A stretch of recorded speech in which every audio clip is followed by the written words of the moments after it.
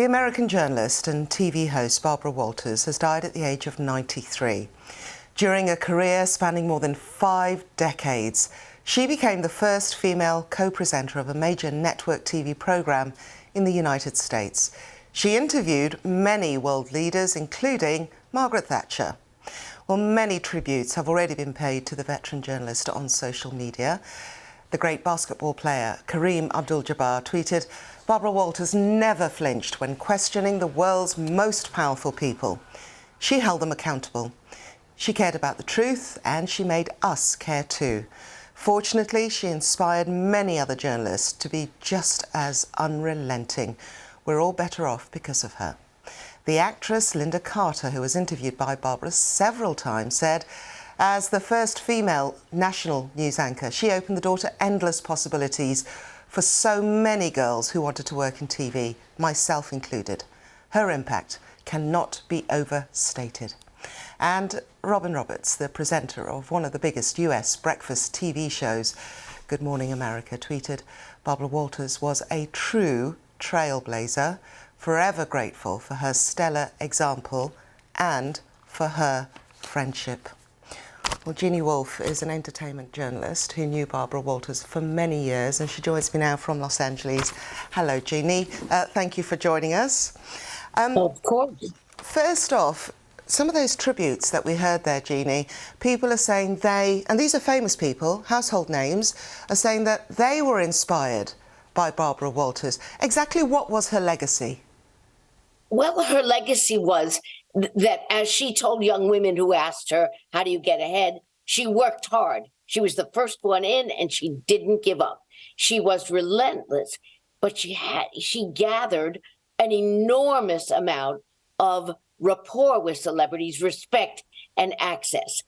They also may not remember how hard the male co-anchors and some of the male producers were on her. They were not quiet about the fact that they didn't think a woman who had interviewed so many celebrities belonged on a show and belonged to make a multi-million-dollar salary.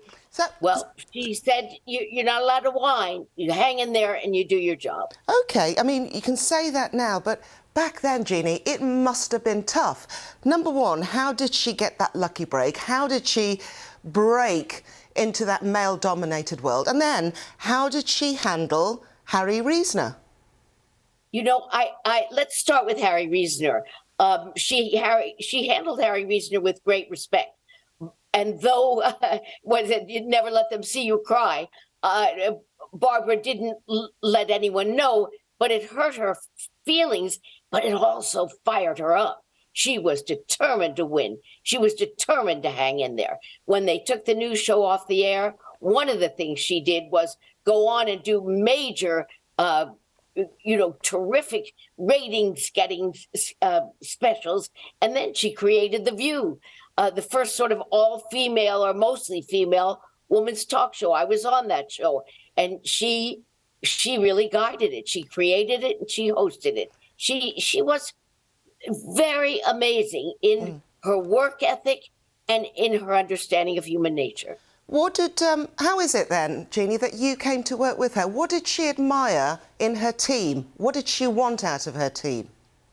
She wanted respect. She liked to run the show. It wasn't that she was easy, but she wanted to meet people who kind of did things their own way, but who researched, who worked, who understood who she was. I did the first interview with her at her apartment. She never let people in her home.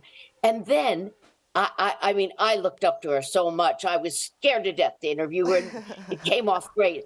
And afterwards, you get a handwritten note from her saying, "The ratings for my special were terrific, and I think you helped, Jeannie." Who knows? I didn't. She didn't need my help. What she needed is people who understood her and were willing to give her her due for her interviewing great presidents, interviewing world leaders.